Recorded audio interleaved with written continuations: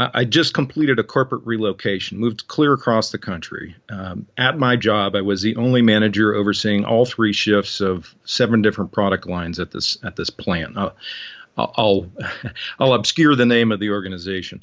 What little time I spent at home was spent sleeping on the floor in a brand new house that I bought. And this went on for about 2 or 3 months until my wife, who was a physician and is a physician, uprooted her practice and moved all of her household goods clear across the country to join me. Those in the military could probably relate to that experience. She was also pregnant with my oldest son. And literally within a week of her arrival, I mean, we're still in boxes. I was called into the office by HR, told that I was being let go as part of an organization-wide RIF, or reduction in force.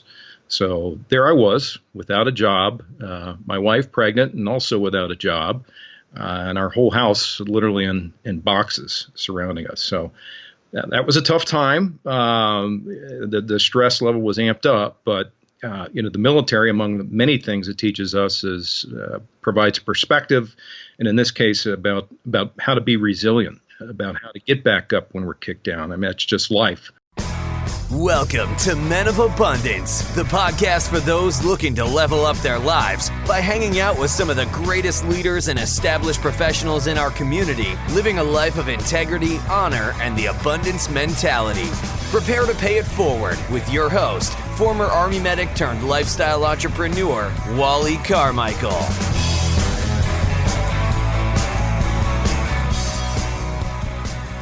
What is going on, all of you amazing, abundant leaders out there? I am Wally Carmichael, your founder and host of the Men of Abundance podcast, the Pay It Forward community, proving to you that you can, in fact, and should, you have a responsibility to live a life of abundance on your way to having more. And listen, there is absolutely nothing with wanting more. Those who have more in their life can be more abundant, and they can survive certain situations in their life. Like if you have to take time off of work to spend time with family members, or if you get injured at work, then you can handle the time off of work, or if you have other resources to where you can do that. Or if there's something going on like what's going on today with the lockdown, and you can't go to work, or you're limited on how much work you can do and be at the office or whatever it is that you do, then you're able to take care of your family first. And then when you have an abundance of resources and any other time, you're able to pay it forward and give to others. So yes, I do feel it is a responsibility upon all of us to be as abundant in our time, treasures, and talents as humanly possible. I recently read a story of a lady who took a vow of poverty so that she could help other people who were living in poverty. Consider that. Think about that. How are you going to help a smoker by becoming a smoker? Or how are you going to help an alcoholic becoming an alcoholic? It makes no more sense to take a vow of poverty to help people in poverty. So do everything in your power that you can to become as abundant as possible in your time, treasures, and talents, and then pay it forward. And one way to take action today, one way to be abundant in your actions today, is to pay it forward and share Men of Abundance with everyone you come in contact with. Just share it with them. You never know what's going on in somebody's life. Many people don't share their personal problems. They don't share it on social media. They don't share it in person. So you never know. Have you ever had a conversation, or have you ever had an event happen in your life where a family member was ill, or a family member, God forbid, committed suicide, and you think, there were no signs? How did I know? How would I have known? I couldn't believe that it happened to that individual. I never saw it coming. You just don't know. So share these conversations with others. Maybe it will touch them in some way or another, and they will come back and thank you for it. I promise you that, and I know this to be a fact because I have people sending me emails and messages on a regular basis telling me what they're getting out of these conversations and how it saved their business, or it saved their job, or it saved their relationship, even saved their life. I'm very humbled by it, but these are conversations and stories that I'm sharing from real people that you otherwise would have never heard the conversations from, because I'm seeking out and reaching out to these people for them to share their stories with you. Now, pay it forward, be abundant in your actions, and share these stories with others. Now, while our conversation today is based around veterans, because our featured guest today is a veteran, I'm a veteran, mission transition is an important tool for veterans transitioning into civilian life and into other careers. And this conversation is very beneficial to anyone changing careers at this point in time. And a lot of people are changing careers in part because of the lockdown, but also just because it was time for them to finally make the decision and pull the trigger to change careers. I implore you, do not try to do it on your own. Get mentors, get coaches, find somebody in the industry that you want to transition into. Find somebody that actually has a track record of helping people, because just because somebody's transitioned doesn't mean that they have the skills to show and to teach others how to properly transition into various careers. But find somebody. There's somebody out there in every single career that can help you transition, whether it's from the military into civilian life, or from a corporate career to an entrepreneur, or just from one career to another. Ensure to get somebody on your side who knows how to help you properly transition. Now, today's guest is one of the nation's leading experts in career transition for veterans and public service professionals. Matthew J. Lewis is a graduate of West Point and retired lieutenant colonel, having spent more than 25 years in uniform and 20 years in the corporate world. Today, he leads global strategy and transformation projects at Deloitte, the largest professional service firm in the world, and continues to serve several veteran collaboratives around the country. Matt is also the author of Mission Transition, a practical guide for veterans in transition and their employers. He coaches individuals on their transition efforts and advises employers on hiring programs designed to successfully assimilate these valuable talent pools. Men of Abundance, it is my pleasure to introduce you to Matthew Lewis. Matt, welcome to Men of Abundance, brother. How you doing? I'm great, Wally. Thank you so much for having me. I look forward to sharing my story with your audience here. Yeah, we look forward to hearing it. Where are you at in the world? I am in Cincinnati, Ohio. That's home for myself and my family. Very nice. I have not been to that part of the United States or the world, for that matter. Not yet, anyway.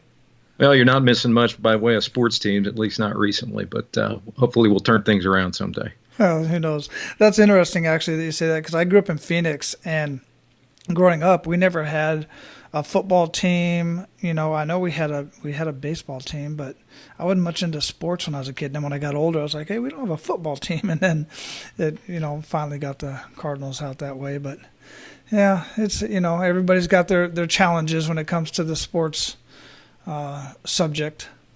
Yeah, well, now you're down Florida way. You got several choices. Oh, yeah. Yeah, I got a lot of choices down here, and I like getting out to the baseball game. We haven't gotten to a hockey game yet, and I did like going to hockey games. It's always exciting, no matter what league you're going to. Hockey games are always so exciting. Yeah, I've only been to a few NHL games. They've long since left town here, but they still have minor league teams here. Nice. Well, I like to get started with an attitude of gratitude, Matt. What do you have to be grateful for today? Yeah, as do I. Well, for starters, Wally, I'm grateful to be on your podcast today. Thank you for having me. Like I said, I look forward to sharing my story with your listeners. I'm also grateful to everyone that contributed to my newly released book. Its title is Mission Transition, Navigating the Opportunities and Obstacles to Your Post-Military Career. It's a practical guide for veterans leaving active duty. In fact, I use that exact phrase, an attitude of gratitude, in the acknowledgement portion of my book. Anyone that's written one will tell you it's not a singular endeavor, and lots of people help me with it, and for that I'm exceptionally grateful. Yeah, for sure. I've been through that process myself, and it is definitely not easy, and I've been working on the book that actually got this whole podcast started for about 3 years. I'm kind of embarrassed to say, but just so much stuff came up that it took on a life of its own. It kind of went to the back burner, but I've just recently started re-engaging it, so I'm looking forward to getting that done. Yeah, I know how you feel. I'm trying to make my way through a second book while promoting the first, and one always seems to get in the way of the other. Yeah, for sure. Absolutely. And I want to bring up right up front that while this conversation is veteran-centric, don't go away, guys, because as I understand it, and correct me if I'm wrong here, Matt, when we're talking about what your book specifically and other stuff that you do, it's also talking directly to business owners and other organizations who might be considering working with veterans and why they should be. Is that correct? Yeah, absolutely. I mean, it's all about career change, and there's people on either side of that change. There's the individual going through the career change itself. In this case, while I focus on veterans and their families, it's broadly, the process for which I advocate is broadly applicable to anyone considering a career change. And then there's the employer, and I say employer because 95+% of transitioning veterans end up working for someone. Mm-hmm. There's employers on the other side, and in fact, that's where the second book is targeted, the other half of the civil-military divide that's ever growing in our nation today. Yeah, and I'm looking forward to really getting into that. But before we do, we talked a little bit about your professional side when I read your bio here when we first got started here. But here on Men of Abundance, we really like to get a little bit more personal and get to know the man behind the abundance. So if you would, how would you describe yourself? All right, so I'll meet you there. And in light of the focus of your podcast, let me start with I consider myself a child of God who was put on this earth to help the human race address some of its most complex challenges. Now, that sounds awfully highbrow. Let me try to bring that down a little bit. I'm also a loving father and husband who's constantly striving to enable the best for my family while living a life of significance in the service of others. And then even more tactically, I'm a traditionally published author who's passionate about significantly shrinking the ever-growing civil-military gap in this country. And that's interesting. Civil-military gap. Explain that a little bit. Yeah, so just a few statistics to give you a sense of what that is.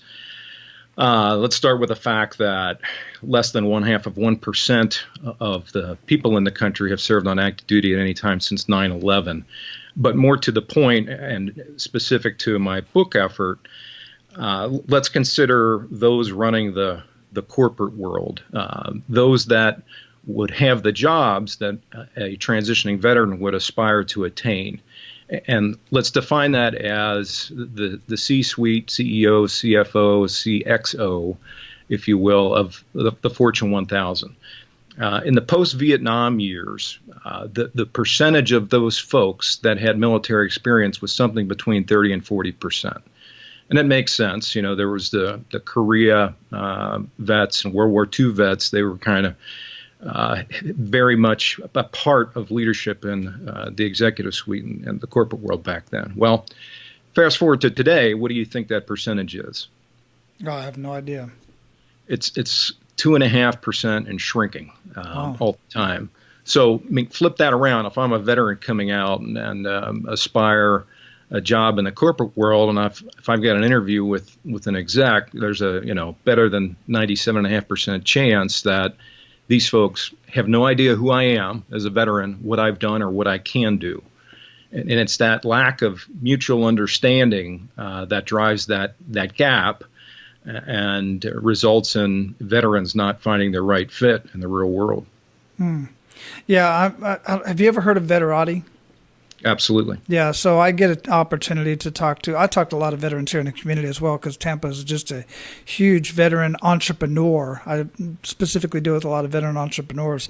But on Veterati, I get a chance to talk to people that are transitioning. And for those of you who don't know, Veterati, it just connects transitioning veterans with those of us who have already transitioned, and we get a chance to mentor them. It's a really neat system. And a lot of them have no idea how valuable their skills are from the time that they spent in the military, whether it's 4 years or 24 years, it doesn't matter. They pick up a lot of skills that they just don't realize, whether you're infantry, medical, or anywhere in that gamut, and regardless of what branch. So what is your experience with that, and what would you say to that?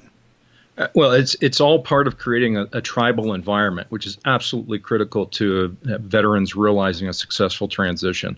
If you've ever read the book, Sebastian Junger's book, Tribe, it gets to the point, veterans coming out have to avail themselves of individuals like them to help them segue. And whether it's an organization like Veterati or in their new organization, wherever they land, some sort of affinity group or business resource group that involves other veteran peers is absolutely critical to help them understand the culture of where they're landing and the way in which they need to transition to differentiate what they've done, to translate what they've done into the real world, the new organization and function that they're in.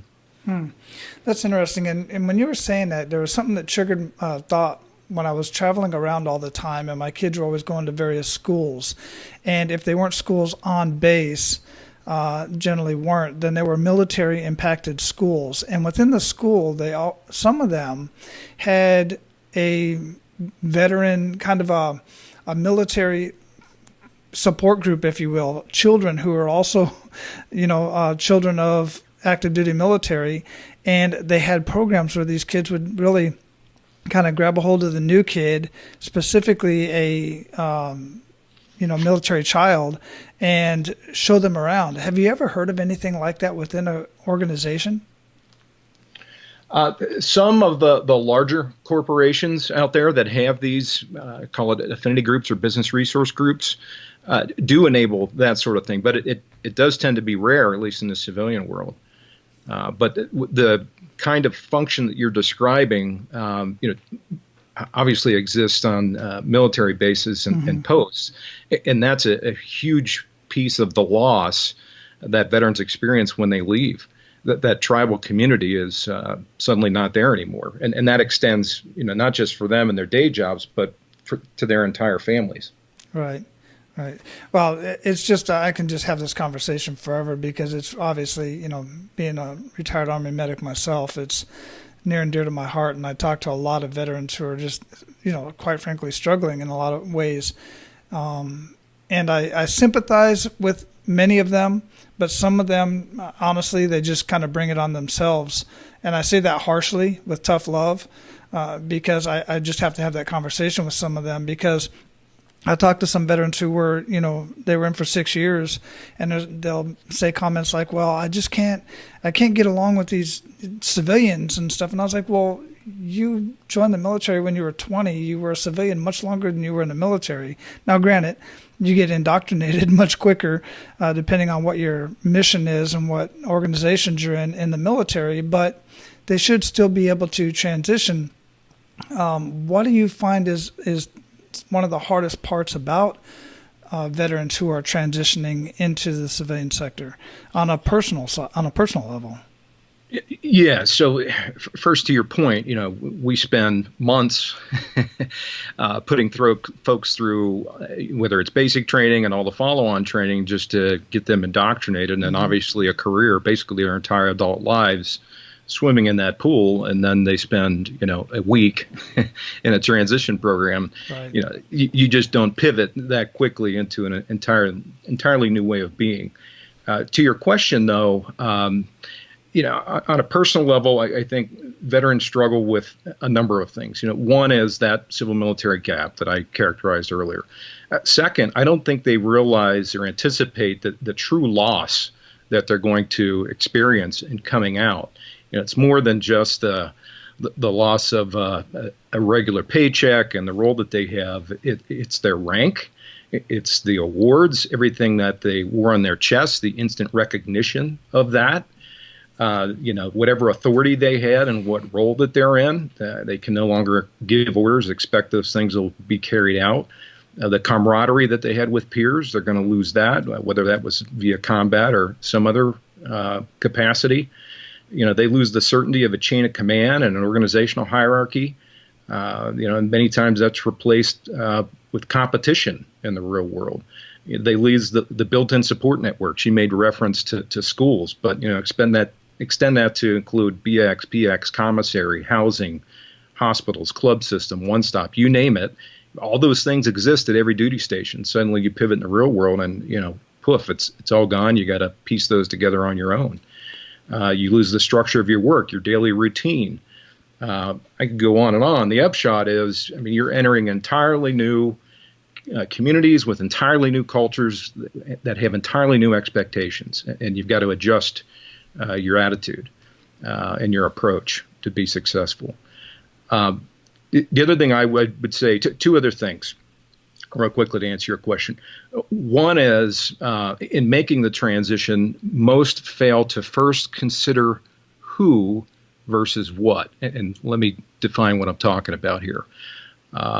In my book, as well as Dick Bowles, who wrote What Color is Your Parachute, we advocate for first understanding yourself, your personal passions, your personal strengths.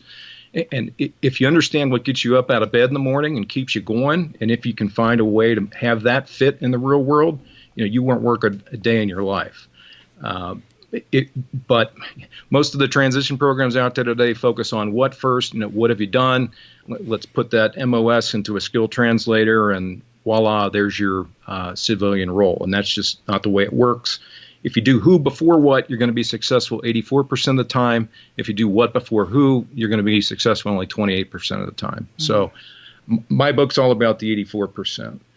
And then the last point I'd say on a personal basis is folks don't allow themselves enough time to understand that who before they get out. And there's lots of reasons for that in this day and age. The military, as you well understand, is a mission-first organization, and it always will be. If I am a taxpayer, if I'm running the Pentagon, I want that money going to beans and bullets. I don't want it to people getting out of the service. Right. And so there's all sorts of incentives to put that off and not allow people the time that they and their families need to do that self-introspection and discover their who to find where and how that'll best land and translate in the real world. Yeah, agreed. And I definitely agree that the military really should not be heading that mission. It's important. It's a gravely important mission, no doubt. But I've never believed that the military should be heading that. They should have the transition portion of it, but then there should be other programs, and there should be more people like yourself. And there are many programs out there that a lot of people just don't know about. That's right. One podcast that I will plug on here, run by Jeremy Paris, is called the Veteran Resources Podcast. Have you ever heard of him? I haven't, but thanks for mentioning. I will get you connected for sure. He's transitioned from podcast to YouTube because he found his audience just liked YouTube better. And I believe he's still doing interviews. But that's where I learned about so many different resources, and he did too. That's why he started the podcast. He had no idea there were so many resources out there. They're just not. They're not, you know how it is with nonprofits, and many of them are for profit actually, but even nonprofits, they can't advertise, so nobody ever hears about the darn things.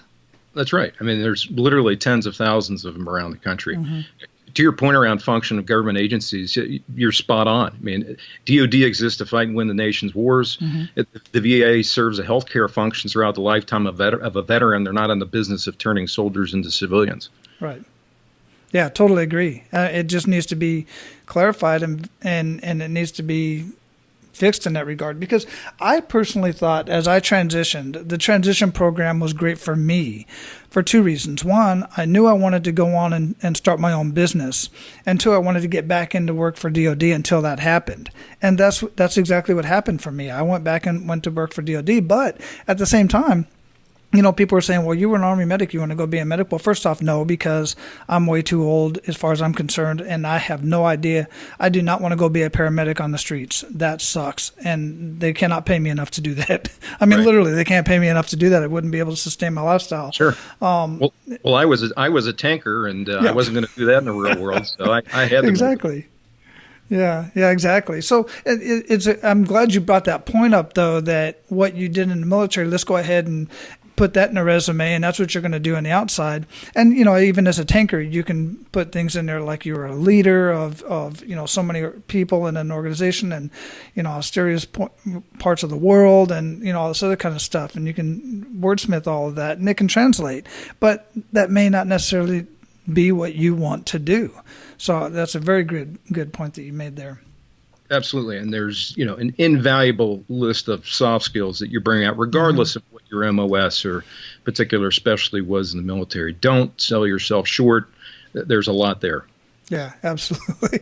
I've heard people say things, well, come on, Wally. I mean, what are my qualifications? I can walk for many miles under an 80-pound rucksack. I can, stay up for hours on end doing staff duty. And, Yeah. well, yeah, but those are disciplines that others have never experienced. So, let's reframe that.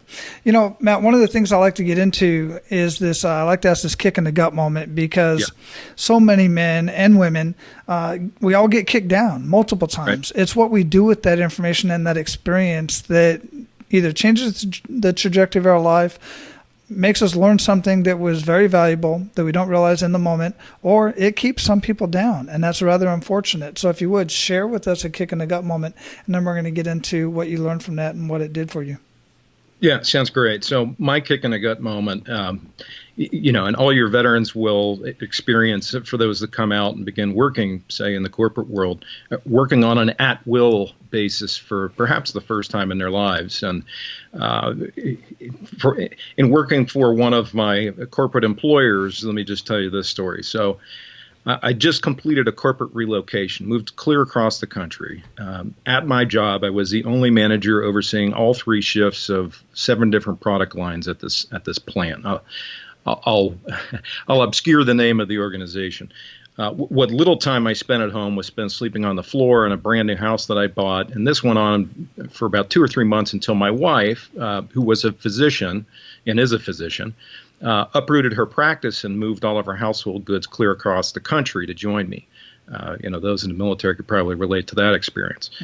She was also pregnant with my oldest son, and literally within a week of her arrival, I mean, we're still in boxes, I was called into the office by HR, told that I was being let go as part of an organization-wide RIF, or reduction in force. So there I was, without a job, my wife pregnant and also without a job, and our whole house literally in boxes surrounding us. So that was a tough time. The stress level was amped up, but the military, among the many things it teaches us, is provides perspective, and in this case, about how to be resilient, about how to get back up when we're kicked down. I mean, it's just life. We're all going to get kicked down at some point in time, and you need to just keep getting back up. For me, at that point, I landed in another role. My wife secured a job as well, but I walked away from that experience with a few lessons. One for me was never put all your eggs into one basket, and that's when I started, delving into other things on the side. Part of which became this book effort that now everyone can benefit from. Second, nothing lasts forever. You as an individual, whatever role you're in, you're always expendable. So train your folks to be able to backfill you at whatever point in time that might need to be, and you need to look out for yourself and be okay with what you have. The at-will employment world is exactly that. You work at the will of the organization, and they can pull that ticket whenever they want. So you got to make sure that you're set on the side with some kind of reserve for cash or what have you, and be okay with that. Yeah, that's one of my mantras that I scream all the time, regardless of who you are, what you do, what your age is. You should always have, if anything, if you don't have a robust savings on the side, 3 to 6 months to completely replace your income, or some sort of a side hustle or a plan to do something. Because like you said, either the organization can let you down, something can happen to you, a family member can go ill that you need to care for an extended period of time. I literally just got a Facebook message, a group, posted out on Facebook of a close friend of mine who I did not know was going through any hardship whatsoever, and is a DOD civilian and is out of leave. And he's been on, leave, medical leave, he's used up all of his leave. So now they're asking for any DOD, to donate leave. And I don't work that environment anymore. Otherwise I'd certainly be doing that. But it's just a case in point that you never know what's going to happen. And this was actually an embolism that occurred out of nowhere, Wow. And so these things happen. And this is, another friend of mine that's also retired from the military, and he's young. You never know what's going to happen. So guys, take heed to that, what Matt just said, and figure out something that you can be able to do on the side for some sort of an income. Because what did that do to you mentally? Because, you obviously recovered from it and you had the income, from your wife's side at the very least to sustain and take care of some stuff. But nonetheless, I know when I retired as a master sergeant, and I just thought I was, had all the, I knew I had all this knowledge, equal opportunity advisor, master resiliency trainer, all this other, ran these organizations, that organization all over the world. I had connections. I thought for sure I was going to get a job right out of the military, right out of retirement with the DOD or otherwise. And 4 months later, there was nothing there. So, and I was going through my savings and it was like getting kind of scary, but it was more of a kick in the gut because I was like, well, damn, I'm getting no after no after no, rejection after rejection. I can't handle this rejection. It's tough, man. Yeah. And you're not alone. I mean, statistics say that folks coming out, they're going to spend on average, veterans that is, they're going to spend on average 22 weeks unemployed. And the first role that they enter, because they've done what before who instead of the opposite, they're only going to be in it less than a year and a half. And they won't be in a role in a career field of their choosing until their sixth post-military job. It's an incredibly sustained rate of failure and something I'm dead set on trying to eliminate. Wow. Yeah, so let's get into that. How are you paying it forward? How specifically are you doing what you're doing? And obviously you're doing it for veterans and to the benefit of employers as well. But how's all this working out? I think it's going pretty well. My book literally just came out last week. And BookScan numbers are only available on a monthly basis, so I don't have the stats to throw at you yet. What Amazon is telling me, when I looked at it last night, it's ranked of 2.2 million titles, I think 52,000 or thereabouts. So for a niche audience, which veterans would be, I'd say it's performing okay so far. I see this, I'm obviously biased because I wrote the darn thing, but, don't take my word for it. Take the word of the reviewers and the endorsers of Mission Transition. It's been endorsed by sitting retired members of Congress, generals, astronauts, Super Bowl winners, best-selling authors, and Fortune 500 CEOs. I've been very humbled as well as amazed at the unsolicited praise I've received because, so here I am, as a plebe, a freshman at West Point. I got a D in English, so I never thought I'd be writing a book. But here's why I think I'm receiving the feedback that I am. The point of the book is to help veterans productively unleash the talent that we all know exists within them by overcoming that civil-military divide and gaining full employment in a career field of their choosing following active duty. Secondly, the book is written as a practical guide in a manner of a field manual, which veterans would implicitly understand, kind of very much a crawl, walk, run, step 1, 2, 3 approach. And that the last point is one I've emphasized previously, which is, it focused first on who. I spend the first 2 chapters drilling down specifically at that. Before we get into the what, it's not till chapter 4 that we even begin to talk about a resume.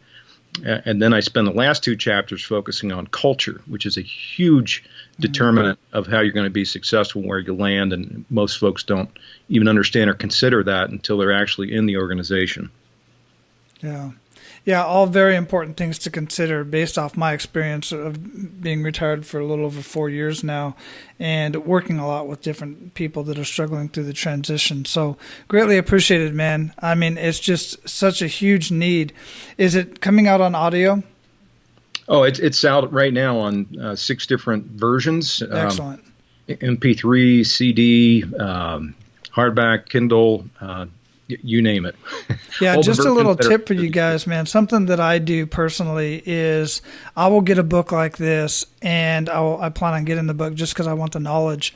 When I'm talking to other people and can recommend the book, I'm sure I can already, but I just like to review it myself. But I'll get the audio version, and then it sounds like the type of book that, since it is a field manual of sorts, step by step, then I'll buy the hard copy so I can make my notes in the margins and just tab the heck out of it and all this kind of stuff. So that's greatly appreciated that you have it out there on audio, because a lot of the listeners obviously listen to a lot of content. Yeah, I'm very much a notes in the column person. To your point, there's a ton of exercises in this thing, kind of fill in the blank sort of stuff. So, by my way of thinking, I'd buy the hard copy, but everyone has their own preference. No, that makes sense. Yeah, thanks for clarifying that, because that is extremely important for those type of books. So, guys, definitely, we'll have the links and all that stuff in the show notes. So don't worry about writing anything down. You're definitely going to be able to click on the link and get a copy of Mission Transition. Super excited about that, man. Yeah, likewise. It's been great for me getting it out, just actually seeing it in print. And I look forward to getting the next one out and helping employers in the same way. Well, that's a whole other side, man. That whole process of finishing something like that. I mean, it's literally like your child. And you just, as soon as you get that first hard copy, you're holding it. I know I'm looking at mine sitting here on the desk. Yeah.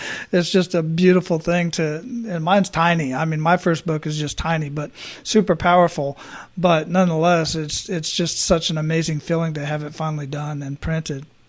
Absolutely. And now the mission is getting in the hands of those people that need it the most and helping them find their journey to their next, spot in their life journey. Yeah, absolutely. And I'll definitely be a part of that, and I'll be pushing it out as much as possible as I'm going, because I'm always in organizations over here and different meetups and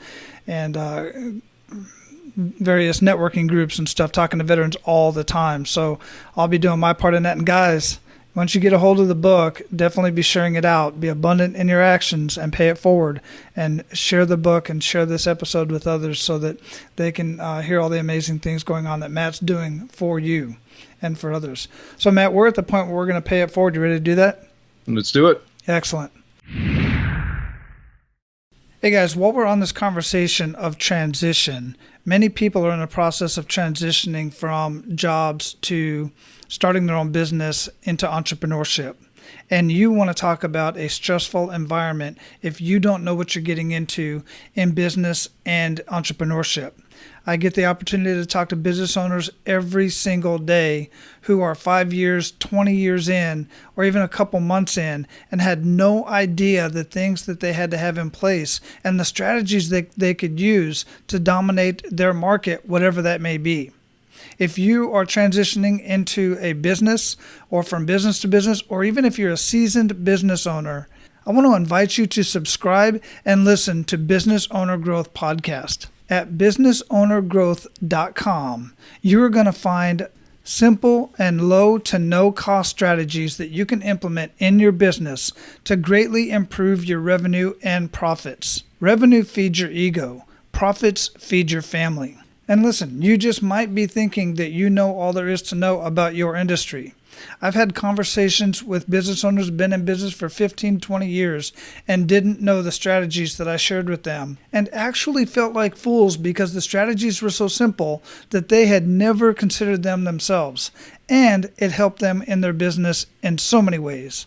So go check out Business Owner Growth Podcast at businessownergrowth.com. When you grow, your business grows. So share 1 to 3 actionable steps that Men of Abundance can take today.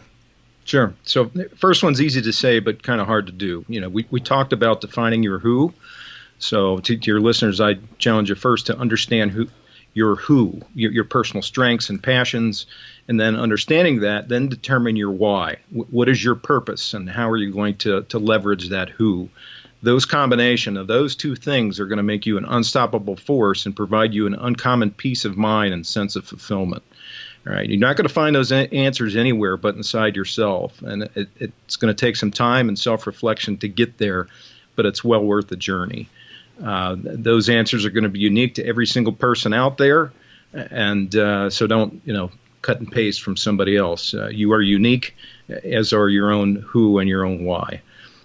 Second, Matt, let's dig into that real quick because I might have missed it earlier, but can you clarify a little bit more about the who part, and then we'll talk just briefly about the why part, because many of us have heard of the Simon Sinek Start With Why. That's right. And stuff like that, and he wrote the book Leaders Eat Last, which That's right. Followed a lot of military guidance and stuff like that. So can you clarify that a little bit, because it's kind of going backwards to what some people may have heard, which I'm all about. I want a new perspective. Yeah. So for my way of thinking, to me, it all starts with who. If you understand your personal strengths and your passions and how that fits in the real world, the why I see is being a little bit different in terms of your purpose. And to me, it's where and how your who fits in the real world. And the combination of those two things is really what, when you look at Maslow's hierarchy of needs and, self-realization being at the top of the pyramid, I think it's those combination two things that get you to the top of that pyramid. Okay. Yeah, thanks for clarifying that, man. I appreciate that. So continue on if you have any more action steps. Yeah, so the second one I'm going to borrow from Carl Bryan, one of your mentors, in a recent podcast you did, where he defined abundance as both a combination of growth and contribution. And to do that, I think you need to eliminate those things that are holding you back. And to that, I'll point to a couple things. In today's society, there tends to be this insatiable desire for more, more wealth, more whatever it is.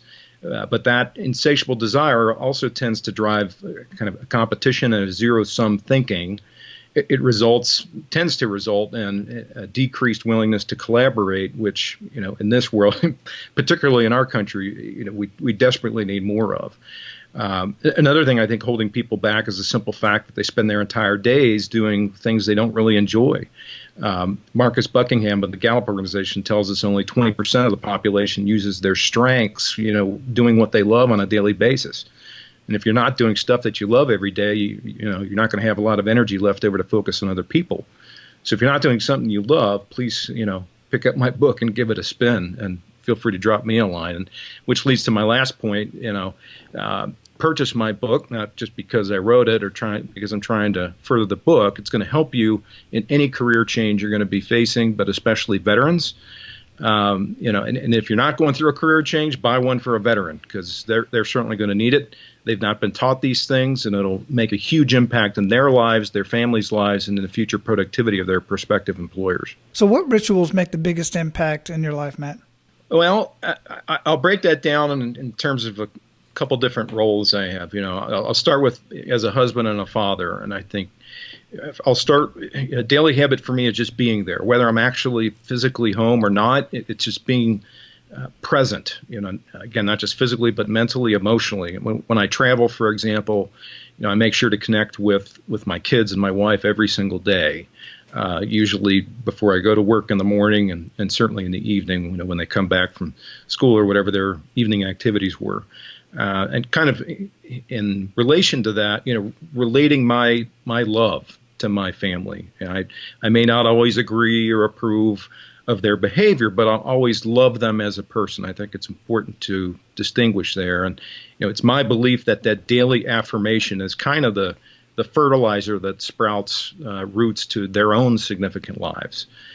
So that's kind of husband and a father. On a personal basis, there are brief moments of meditation and prayer. And I don't want to give your listeners the impression that I set aside, an hour or two every day to do this. I don't. But I do find it helpful to have a few moments of introspection throughout the day, whether that's, in the shower or in the car driving to work. Frankly, anytime where you can have a conversation with yourself to validate that your day's activities are synchronized with your own personal priorities. And then the last thing I'll say on a personal basis is exercise. And the older I get, the harder this gets to do, but I keep at it.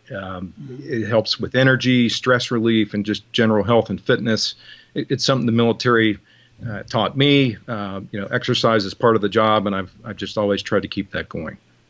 Yeah, great action steps, man. I really appreciate that, and rituals that you have there, because the one that few people talk about is, well, all of those actually very few people actually talk about, and I know some do, is the family time and the personal time. I love my quiet time in the morning, and that's where I get most of my great ideas, and I just kind of get re-energized. And then as the exercise goes, if I'm just too busy, and there's times, I'll admit, I mean, I'll just say, I got to get back. I'll take my kid to school. We ride our bikes down there, and I'll come back, and I'll skip the fitness center and come straight back and get to work. When I do that for a couple of days a week, I just feel so drained.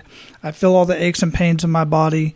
So I just got to stay active. I got to stay moving, man. Otherwise, that's how so many people say, well, my back hurts, so I can't work out. No, your back hurts because you don't work out. That's my personal experience anyway. Yeah, no, I'm the same way. Yeah. So what are you reading? Obviously your book, and we're definitely going to plug the heck out of that. But what else are you reading or listening to that you'd recommend to our abundant leaders, and why? Yeah, and there's a full library I could reference, but I'll point to a couple things other than my book. First, Wally, you're doing a great service here. So let me just plug your podcast. For me, it serves as a regular reminder that we are here for others, and that your success is determined by where you finish, not by where you start.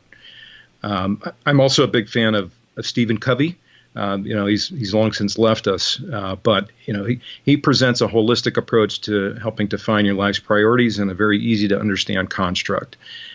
His 7 Habits book is obviously well known, but I personally found his 7 Habits of Highly Effective Families to be particularly helpful in my personal life. One exercise in there he has is generating a family mission statement. That's something that we've put together in our house, and I think has made a positive impression with my kids. Well, thanks for sharing that. I've got actually 2 copies of 7 Habits here on my shelf, but I do not have that one and had not even heard of it. So I'll have to get a hold of that one. Yeah, like I said, it's been real helpful with our family, and I'm glad I read it. Excellent. So what do you feel holds most people back from living a life of true abundance? And if you would like, you can gear this directly towards veterans and kind of reframe that and give us a twofer here in that, what do you feel is holding most veterans back from really landing the vocation of their dreams? Well, so I started earlier with a lengthy diatribe on the number of challenges they have coming across, so I won't foot stomp that again. To me, it really comes back to first discovering your who, understanding your personal passions, doing something that you're going to love. I'll state the quote or the statistic from the Gallup organization that only 20% of the American population actually uses their strengths, the things that make them feel strong, that they're passionate about every day. So flip that around. 80% of the population isn't doing stuff that they love. So please make every effort to put yourself in that 20%. It'll make an incredible difference in your life. In fact, I'll throw another statistic at you I uncovered through research of my book.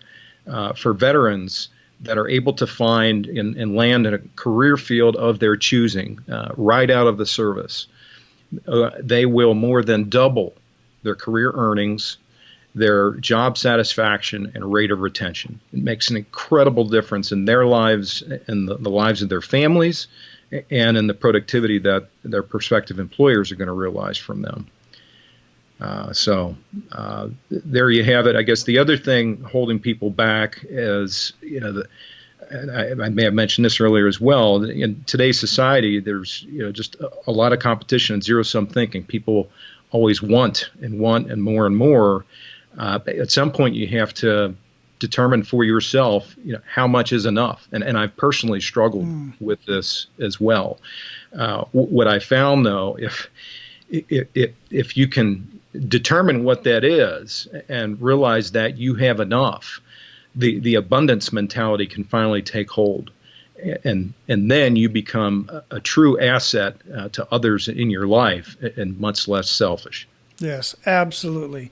Matt, that is spot on, man, because that was something that I had struggled with for many years, and kind of where this whole abundance mindset and this whole abundance journey came from, and the podcast for that matter, because people ask me now, Wally, what do you do? Because I still work, I still do things, but I'm doing it on my own terms. But what do you do to live the lifestyle that you live? And it's like, I tell them it's not what I do, it's what I did.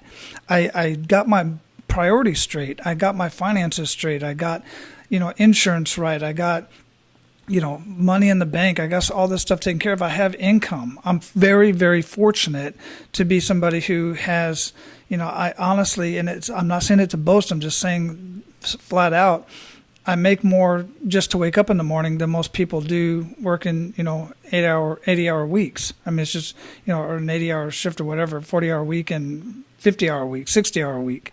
I'm very, very fortunate in that. So since I have all that in place, I can be so much more to so many other people in my church, my community, and my family, and friends in need. I can just take off and do what I got to do. So, guys, that's something else to consider. And do you address any of that in your book as far as the transition process to making sure that they have everything set up and ready to go for that point?